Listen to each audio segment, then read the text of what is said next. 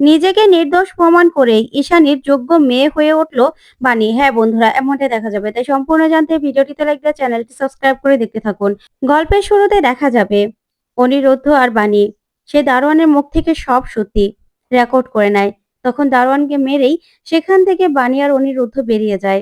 তখন অনিরুদ্ধ বাণীকে বলে, আর কোনো কথা বলো না, চুপ করো, তাড়াতাড়ি বেরো। তখন বাইরে আসতেই হঠাৎ করে অসুস্থ হয়ে যায় বাণী। ও বমি আসতে থাকে। তখন অনিরুদ্ধ বলে, আমি বলেছিলাম তোমাকে এখানে আসার দরকার নেই, আমি একাই পারবো। তুমিই তো বেশি করলে। এখন চলো, তাড়াতাড়ি করে চলো এখান থেকে। বাণী, একটু অপেক্ষা করো, আমি তোমাকে বাড়িতে নিয়ে যাচ্ছি। এই বলেই লুকিয়ে পড়ে অনিরুদ্ধর বাণী। তখন সেখানে দারোয়ান এসে ওদেরকে খুঁজতে থাকে, কিন্তু আর কোথাও খুঁজে পায় না। তারপরে অনিরুদ্ধ আর বাণী বাড়িতে আসে। বাড়িতে আসলেই অনিরুদ্ধ বাণীকে বলে, ওষুধটা খেয়ে নাও। ভুলে যেও না যে তুমি এখন আর একা নও। তাই তোমাকে তো নিজের খেয়াল রাখতে হবে নাকি? তারপরেই বাণী দেখতে পায় যে অনিরুদ্ধর বুকের ওখানে কেটে গেছে, রক্ত পড়ছে। তখন অনিরুদ্ধকে বসিয়ে দেয় বাণী আর বলে, চুপ করুন, আপনার এটা ড্রেসিং করতে হবে। তখন অনিরুদ্ধ বলে, না না বাণী, লাগবে না। তখন বাণী বলে, আপনি যেমন আমার কেয়ার নিচ্ছেন, তেমন আপনার কেয়ারও তো আমার নেওয়া দরকার নাকি? এবার মুখে আঙুল দিয়ে বসুন তো, একদম কথা বলবেন না। তখন অনিরুদ্ধ চুপ করে বসে থাকে। তারপরে বাণী অনিরুদ্ধর কাটা জায়গায় ড্রেসিং করে ওষুধ লাগাতে থাকে। তখন অনিরুদ্ধ বলে, বাণী, এত কেয়ার করো না, তাহলে যে আমার অভ্যাস হয়ে যাবে। তখন বাণী বলে, অভ্যাস হোক না, তাতে কি হয়েছে? তখন অনিরুদ্ধ বলে, তারপরে দেখা যাবে একেক জায়গা থেকে বক কেটে নিয়ে আসবো। তখন তোমারই তো এইভাবে যত্ন নিতে হবে আমার। তখন এই কথা শুনে বাণী অবাক হয়। তারপরে বাণী বলে, মিস্টার চ্যাটার্জি, এবার শুধু নিজেকে প্রমাণ করি আগে। তারপরেই সবাইকে আমরা সত্যিটা বলবো, খুশির খবরটা বলবো। তখন অনিরুদ্ধ বলে, হ্যাঁ বাণী, আগে আগে সত্যিটা প্রমাণ হয়ে যাক।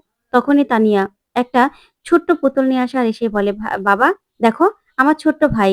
তখন অনিরুদ্ধ বলে, বাবা, তোমার ভাই চলেও এসেছে? তখন তানিয়া বলে, হ্যাঁ বাবা, দেখো না। আচ্ছা বাবা, আমার সত্যি সত্যি ভাই কবে আসবে বলো তো? তখন তো বাণী তানিয়ার কথা শুনে হাসতে থাকে। তারপরে তানিয়া বলে, আমি তো বড় হয়ে গেছি, আমার ভাই কবে আসবে বলো? ওর সঙ্গে না আমি অনেক খেলা করব, আর ওর দেখাশোনাও আমি করব। তোমাদের কোনো কষ্ট করতে হবে না। তারপরে অনিরুদ্ধ তানিয়াকে বলে, এই যে ক্যালেন্ডার দেখছো, এমন দিনে তুমি তোমার ভাইকে কোলে নিতে পারবে। তখন তানিয়া বলে, ইয়ে। তারপর অনিরুদ্ধ বলে, আমরা কাউকে কিছু বলার আগে তুমি কিচ্ছু বলবে না, ঠিক আছে? তখন তানিয়া বলে, ঠিক আছে। ওইদিকে বাণী বলে, দেখেছেন মিস্টার চ্যাটার্জি, আপনি শুধু শুধু টেনশন করছিলেন, অথচ মাম্মাম কত খুশি। তখন অনিরুদ্ধ বলে, হ্যাঁ বাণী, ঠিকই বলেছ। তারপর দেখা যাবে অনিরুদ্ধ আর বাণী স্কুলে গিয়ে সেই ভিডিওটা দেখায়। সবাই তো ভিডিওটা দেখেই অবাক হয়ে তাকিয়ে থাকে। তখন কুয়াশা প্রচন্ড ভয় পেয়ে যায়, কারণ সেই দারোয়ান কুয়াশার কথা বলে দিয়েছে যে কুয়াশাই ওকে টাকা দিয়ে এই কাজটা করতে বলেছিল। তখন তো সবাই রেগে গিয়ে কুয়াশার দিকে তাকায়। তখন কুয়াশা বলে, না না, এসব বানানো মিথ্যে কথা। আর মাতাল লোকটার কাছ থেকে কি স্বীকারোক্তি নিয়েছো বাণী? নিশ্চয়ই ওকে টাকা দিয়ে নিয়েছো। তখন বাণী বলে, আমি জানতাম কুয়াশা যে তুমি এরকমই করবে। আর কত মিথ্যে বলবে বলো তো? কেন করছো এরকম? কি লাভ হলো তোমার? তখন কুয়াশা বলে, একদম মিথ্যে কথা বলবে না, আমি কিচ্ছু করিনি। বুঝতে পেরেছো? তোমরা বললেই হলো নাকি একটা ভিডিও দেখিয়ে কি প্রমাণ করতে চাইছো? তখনই পুলিশ সেখানে সেই দারোয়ানকে নিয়ে হাজির হয়। তখন ম্যাডাম বলে, আচ্ছা আপনারা ওকে পেলেন কোথায়?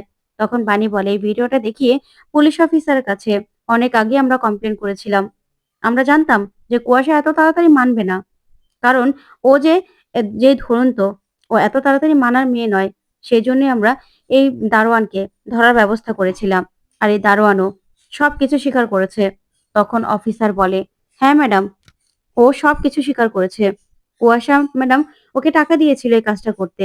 তখনই সে দারোয়ান সবার সামনে বলে, আমার ভুল হয়ে গেছে, আমি লোভে পড়ে গিয়েছিলাম, আমি ভুল করেছি, আমাকে আপনারা ক্ষমা করে দিন। এই কুয়াশা আমাকে টাকার লোভ দেখিয়ে টাকা দিয়ে এই কাজ করতে বাধ্য করেছিল। তখন বাণী বলে, আপনি বুঝতে পারছেন যে আপনাদের জন্য, এই কুয়াশার জন্য কতগুলো মেয়ের ভবিষ্যৎ নষ্ট হলো? আচ্ছা কুয়াশা, আমি মানছি তোমার আমার প্রতি রাগ আছে, সেই জন্য তুমি এতগুলো মেয়ের ভবিষ্যৎ এভাবে নষ্ট করে দিলে কেন? ওরা কি দোষ করেছিল বলো? তুমি কেন এই কাজটা করেছো বলো? তুমি না আসলেই সব সময় আমার ক্ষতি করার চেষ্টা করো, কিন্তু আমি কি কোনোদিনও তোমার ক্ষতি করার চেষ্টা করেছি? তখন কুয়াশার সঙ্গে যে মেয়ে দুটো মিলেছিল তাদেরও বাণী বলে, তোরাও ওর কথায় ওকে সাহায্য করলি? আমি তো ভাবতে পারছি না। তখন অনিরুদ্ধ বলে, আচ্ছা কুয়াশা, তোমার একার বুদ্ধিতে এসব হয়নি আমি জানি, তোমার সঙ্গে কে ছিল আর? বলো, কাদের কথায় করেছো? তখন কুয়াশা মনে মনে ভাবে, মৌলির কথা বলে দিলে তো সর্বনাশ। এখন আমার ঘাড়ে আমার সবটা দোষ নিতে হবে। পরে ওদের ব্ল্যাকমেইল করব।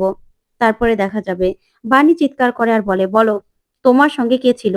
আমি জানি কাদের কথায় তুমি এই কাজগুলো করেছো। আজকে যেমন তোমাকে ধরে শাস্তি দিলাম, তেমনি ওদেরকেও না একদিন ঠিক আমরা ধরতে পারবো। তারপরে ওদেরকেও শাস্তি দেব। তোমাকে আমি বলে রাখছি। ঠিক তখনই কুয়াশা চুপ করে দাঁড়িয়ে থাকে। তারপরে দেখা যাবে বানি বলে, তুমি আজকে বলছো না ঠিক আছে, কিন্তু তুমি যে কাজটা করেছো অনেক বড় অন্যায় করেছো। তখন ছাত্রীরা সবাই বলে, ছি কুয়াশা ছি, তুই এরকম? আমরা তো ভাবতেও পারিনি। আর আমরা বানিকে কি না কি ভেবেছিলাম, অথচ আসল কালপিট তো তুই। তোর কথায় আমরা বিশ্বাস করেছিলাম। তখন বানির বন্ধুরা কুয়াশার দিকে কালি ছুঁড়ে মারে। তখন কুয়াশা চুপ করে থাকে। আর ওইদিকে ম্যাডামরাও তাকিয়ে থাকে। তারপর দেখা যাবে কিছু ছাত্রী জুতার মালা এনে কুয়াশাকে পরিয়ে দেয়। তখন কুয়াশা চুপ করে দাঁড়িয়ে থাকে। চোখ দিয়ে জল পড়তে থাকে। ওইদিকে বানি বলে, তোমরা যা করছো ভুল করছো। তোমরা চুপ করো। সবাই চুপ করো। তারপরেই বানির বন্ধুরা বলে, তুই বানিকে সেই প্রথম দিক থেকে হেনস্থা করছিলি কুয়াশা। তারপরেও আমরা সব সহ্য করছি, কিন্তু আজকে আর সহ্য করব না। তখন বানি বলে, আচ্ছা, তোরা কি ভেবেছিস তোরা আমার পাশে যেমন কালকে দাঁড়াসনি, তেমন ওর সঙ্গে যেটা করছিস সেটাও কিন্তু অন্যায়। এটা কিন্তু আমি মেনে নেব না। এই যে কুয়াশা যা করেছে অন্যায় করেছে ঠিক আছে, কিন্তু কুয়াশার সঙ্গে তোরা এরকমটা করতে পারিস না। কুয়াশা তো ভুল করেছিল। ও ভুল করেছে, ও ভুলটা নিশ্চয়ই বুঝতে পারবে। তখন কুয়াশা বানির পা পেঁচিয়ে ধরে আর বলে, আমি ভুল করে ফেলেছি বানি, আমি ভুল করে ফেলেছি। আমাকে তুমি ক্ষমা করে দাও। আমি রাগে ক্ষোভে এই কাজটা করে ফেলেছি। আমাকে তুমি ক্ষমা করো। তখন এই কথা বলে বানির পায়ে পড়ে যায় কুয়াশা। তখন বানি কিছুই বলে না। তারপর কুয়াশার মনে পড়ে যায় যে বানি মাথা ঘুরে সেদিন পড়ে গিয়েছিল। সেই জন্য কুয়াশাও অসুস্থ হওয়ার নাটক করতে থাকে। ওইদিকে সবাই কুয়াশার নামে ছি ছি করতে থাকে আর বলে, ছি কুয়াশা ছি, কুয়াশার শাস্তি চাই আমরা, কুয়াশার শাস্তি চাই। তারপরে কুয়াশা অসুস্থ হওয়ার নাটক করলেই বানি বলে, শোনো কুয়াশা, আমি জানি তুমি একদম সুস্থ আছো। তুমি না একটু অসুস্থ নও, নাটক করবে না এখানে। অফিসার, ওর শাস্তি ওকে দিন আপনারা। তখনই ম্যাডাম বলে, বানি, তোমার সঙ্গে আমরা যেটা করেছি অন্যায় করেছি। আসলে সবকিছু দেখে এরকমই মনে হয়েছিল। কুয়াশাকে আমরা রাস্টিকেট করব। আর তোমাদের আবার যেন পরীক্ষা নেওয়া যায় সেই ব্যবস্থা আমি করব। তখন তো এই কথা শুনে সবাই খুশি হয়। তখন ম্যাডাম বলে, অফিসার, আপনি ওকে নিয়ে যান, ওকে অ্যারেস্ট করুন, যথাযথ শাস্তি দেবেন ওকে। তখনই সেখান থেকে কুয়াশাকে নিয়ে অফিসার চলে যায়। ওইদিকে ম্যাডাম বাণীকে বলে, বাণী, আমরা ভুল করেছি, সত্যি আমাদের ভুল হয়েছে, তাই তোমার কাছে আমরা ক্ষমা চাইছি। আর সবাই, তোমরা সবাই যেন আবারও ভালোভাবে পরীক্ষা দিতে পারো সেই ব্যবস্থা কিন্তু আমি দাঁড়িয়ে থেকে করব। তারপর মিডিয়ার লোকজন সবাই সেটা টিভিতে দেখাতে থাকে। ওইদিকে দেখা যাবে সবাই বাণীর নামে স্লোগান দিতে থাকে। তখনই অনিরুদ্ধ বাণীকে নিয়ে মিডিয়ার সামনে যায় গিয়ে বলে, দেখেছেন, আমরা বলেছিলাম না যে আমি আর বাণী সব সত্যিটা সবার সামনে প্রমাণ করে দেব। আমরা আমাদের কথা রেখেছি। তখন নয়নতারা, মৌলি আর বিদ্যুৎ দাঁড়িয়ে দাঁড়িয়ে টিভিতে সবটা দেখতে থাকে। তখন বিদ্যুৎ বলে, আমি জানি এই কুয়াশার পিছনে আরো কতজন আছে, আর তাদেরকেও আমি সাবধান করে দিচ্ছি। আমি জানি তারা এখন টিভিতে এই নিউজটা দেখছে, তাই তাদেরকে সাবধান করে দিচ্ছি। আজকে যেমন কুয়াশাকে আমি শাস্তি দিয়েছি, তেমন বাণীর পিছনে লাগতে আসলে ওদেরকেও আমি শাস্তি দেব। তখন নয়নতারা বলে, এই বাণী ডাকাত রানী এবারও বেঁচে গেল। ওদের কপালটা কত ভালো দেখো তো, ঠিক ওরা বেঁচে গেল। দূর, আর ভালো লাগছে না। তখন তো বিদ্যুৎ প্রচন্ড ভয় পেয়ে যায়। ওইদিকে বাণীকে মালা পরিয়ে অন্তরা নাচতে নাচতে ঈশানীদের ওখানে আসে। তখন সেখানে ঈশানী আর পিনাকি চলে আসে। তারপর ঈশানী বলে, এসব কি হচ্ছে, কি করছো? তখন অনিরুদ্ধ বলে, মাসিমণি, এতক্ষণে নিশ্চয়ই তুমি নিউজটা দেখে নিয়েছো। তখন বাণী বলে, আসলে মা, আপনি নিশ্চয়ই এতক্ষণে জেনে গেছেন, কিন্তু আমার দায় ছিল আমি নিজের মুখে যেন আপনাকে এসে সবটা বলি। আমি কোনো অন্যায় করিনি মা, সবটা প্রমাণ হয়ে গেছে। আমি কোনো রকম কোনো ভুল করিনি। তখন সাথী বলে, হ্যাঁ ঈশানী, বাণী কোনো রকম কোনো ভুল করেনি, ও অন্যায় করেনি। আসলে ও কুয়াশাই যত কিছু করেছিল, তাই কুয়াশার আসল মুখোশটা কিন্তু সবার সামনে চলে এসেছে। বাণী কিন্তু কোনো রকম কোনো অন্যায় করতে পারে না, তাই আমরা তোমার কাছে নিয়ে এলাম। তখনই ঈশানী বলে, ঠিকই বলেছ, আমি ভুল বুঝেছিলাম বাণীকে। বাণী, আমাদেরই অন্যায়। আমি না জেনে শুনে অনেক কথা বলে ফেলেছি। টিভিতে তো দেখলাম ওই কুয়াশা কিভাবে তোমাকে ফাঁসিয়েছিল। তখন পিনাকিও চুপ করে থাকে। তারপরে ঈশানী বলে, আমাদের ভুল হয়ে গেছে বানি, আমরা অন্যায় করেছি। তখন পিনাকি খুশি হয় ঈশানীর কথা শুনে। তারপরে দেখা যাবে বানি তাকিয়ে থাকে। ওইদিকে ঈশানী বলে, আমার আগে থেকেই বোঝা উচিত ছিল যে কুয়াশা ওখানে আছে, কিন্তু আমি বুঝতে পারিনি তখন। তখন বানি বলে, না না মা, আপনি যেটা দেখেছেন সেটাই তো বলেছেন, কিন্তু আমার নিজেকে প্রমাণ করার দায় ছিল, তাই আমি প্রমাণ করেছি। আপনার কাছে আমি প্রমাণ করতে চেয়েছিলাম। তখন ঈশানী বলে, তারপরেও আমি যে অন্যায়টা করেছি, সে অন্যায়টা তো আর মিথ্যে হয়ে যায় না বানি। তখন হাত জোড় করে ঈশানী বানির কাছে ক্ষমা চায় আর বলে, আমাকে ক্ষমা করে দাও বানি। তখন বানি ঈশানীর হাত দুটো ধরে ফেলে আর বলে, না মা, আপনি প্লিজ এসব কথাগুলো বলবেন না। আপনি তো আমার মা, আমি আপনাকে মা বলে ডেকেছি। আপনি আমাকে এরকম অপরাধী করবেন না মা। আপনি আমাকে আমার কাছে এইভাবে ক্ষমা চাইবেন না। তারপরে দেখা যাবে সেখানে বিদ্যুৎ, তারপর শ্যামলী ওরা চলে আসে। ওইদিকে অন্তরা বলে, মৌলি, তুমি তো ডায়েটে আছো, তাই না? তখন মৌলি বলে, কেন, কি হয়েছে? তখন অন্তরা বলে, না, আসলে এই যে আমার বৌদি নির্দোষ প্রমাণিত হয়েছে, সে যে নির্দোষ সেটা প্রমাণ করে দিয়েছে, সেজন্য না আমি সবার জন্য মিষ্টি আনবো। আর তোমার নামটা আমি কেটে দিয়েছি, কারণ তুমি তো ডায়েটে আছো, তুমি তো খাবে না, সেই জন্য। তখন মৌলি বলে, শোনো, এটা আবার এখানে সেলিব্রেট করার কি আছে? এখানে কি ন্যাকা কান্না কাঁদতে এসেছে নাকি? তখন পিনাক্ষী বলে, মৌলি, এরকম ভাবে কথা বলছো কেন? ওরা যেটা করেছে একদম ঠিক কাজ করেছে। তখন অনিরুদ্ধ বলে, মাসিমণি, আপনাদেরকে আরেকটা ভালো খবর দেওয়ার আছে, আরেকটা সুখবর দেবো আজকে আমি। তখন তো এই কথা শুনে বানি লজ্জা পেয়ে যায়। তারপর পিনাক্ষী বলে, কি খুশির খবর অনিরুদ্ধ, বলো। তারপরে নয়নতারা বলে, নিশ্চয়ই তুমি বাণীকে বাণীর গ্রামের বাড়িতে পাঠিয়ে দেবে, তাই তো? তখন সাথী শুনে বলে, কেন মাসিমা, আপনার এটা কেন মনে হলো? বাণী আমার পুত্রবধূ, আর বাণী আমাদের সঙ্গে আমাদের বাড়িতে থাকবে, এটাই তো স্বাভাবিক, তাই না? বাণীকে কেন আমরা গ্রামের বাড়িতে পাঠিয়ে দেব? আপনার কেন এটা মনে হচ্ছে বলুন তো?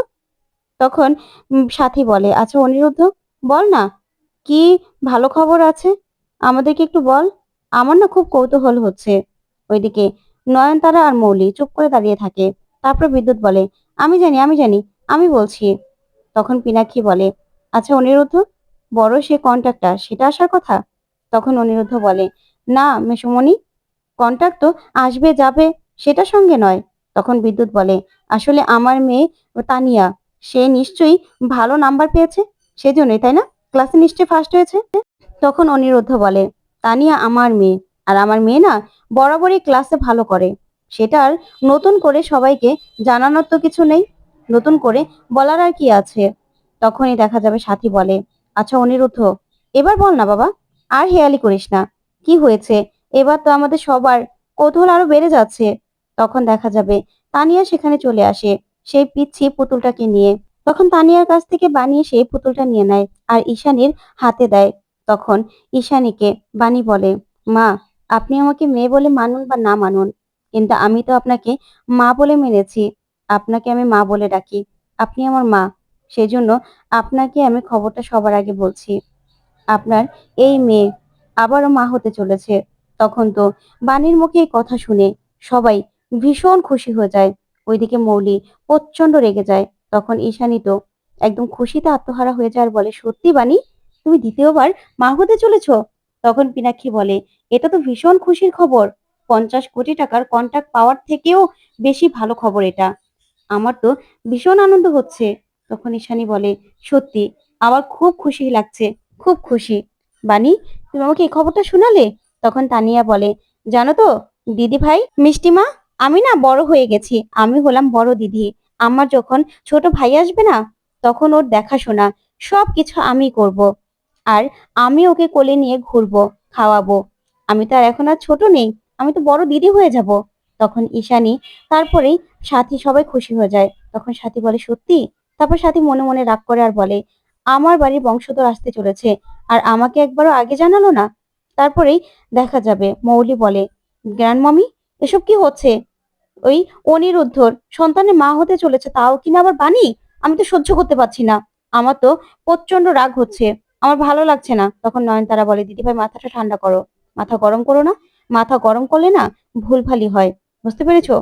আগে আগে সবটা শুনতে তো দাও। তখন তো বিদ্যুৎ মনে মনে বলে, দূর, তাহলে তো এবার তানিয়ার ভাগিদারও চলে আসলো। এই সম্পত্তির মালিক 50-50 হয়ে গেল। আমার কপালে কি খড়কুটো আছে কে জানে? ভগবান আমার কপালে কি দিয়ে দিয়েছে, ভালো লাগছে না। তখন দেখা যাবে ঈশানী প্রচন্ড খুশি আর বলে, সত্যি বানি, এর থেকে ভালো খবর আর হতে পারে না। তখনই অনিরুদ্ধ ঈশানীকে বলে, মাসিমণি, বানি যখন প্রথমবার মা হয়েছিল তখনও কষ্টে ছিল, ওর পাশে কেউ ছিল না। ওইদিকে শ্যামলী এই কথা শুনে বিদ্যুৎকে বলে, বিদ্যুৎ, দেখেছিস আমরা নাকি পাশে ছিলাম না, তাহলে আমরা কোথায় ছিলাম, আসমানে? ওইদিকে অনিরুদ্ধ ঈশানীকে বলে, মাসিমণি, তাই আমি চাই বানি যে কষ্টটা পেয়েছে ওর প্রেগনেন্সি যে জার্নিটাতে, ও একা কাটিয়েছে, যন্ত্রণা পেয়েছে, সেটা যেন এবার আর না হয়। এবার তুমি ওর পাশে থেকো। ওইদিকে শ্যামলী প্রচন্ড রেগে যায় আর বলে, কত বড় বেইমান, দেখেছিস, বলছে আমরা নাকি পাশে ছিলাম না। তখন বানি বলে, মা, আমি এই প্রেগনেন্সির পুরো সময়টা আপনাকে আমার কাছে চাই। আপনি আমার কাছে থাকবেন তো মা? আপনি আমার পাশে থাকবেন তো? আমি যেন কোনো কষ্ট আর আর না পাই। তখন দেখা যাবে শ্যামলী বিদ্যুৎকে বলে, বিদ্যুৎ, কিছু বলিস না তুই, বল। তখন বিদ্যুৎ মনে মনে বলে, আমি আর কি বলবো। তারপর দেখা যাবে বিদ্যুৎ বলে ওঠে, দাঁড়াও দাঁড়াও, আমার একটা কথা আছে। তখন তো সবাই চমকে যায়। তারপর বিদ্যুৎ বলে, তাহলে আমার বড় মেয়ে, আমার মেয়ে তানিয়ার কি হবে? তানিয়ার তো অযত্ন হবে, ওকে অবহেলা করা হবে, সেটা তো আমি মানতে পারছি না। বানি আর অনিরুদ্ধর সন্তান আসলে আমার মেয়েটাকে তো ওরা আর যত্ন করবে না, আদরও করবে না। তখন তো বিদ্যুতের কথা শুনে বানি প্রচন্ড রেগে যায়। তো বন্ধুরা, কেমন লাগলো আজকের আপডেট, কমেন্ট করে জানাতে ভুলবে না। পরবর্তী আপডেট পেতে চ্যানেলটি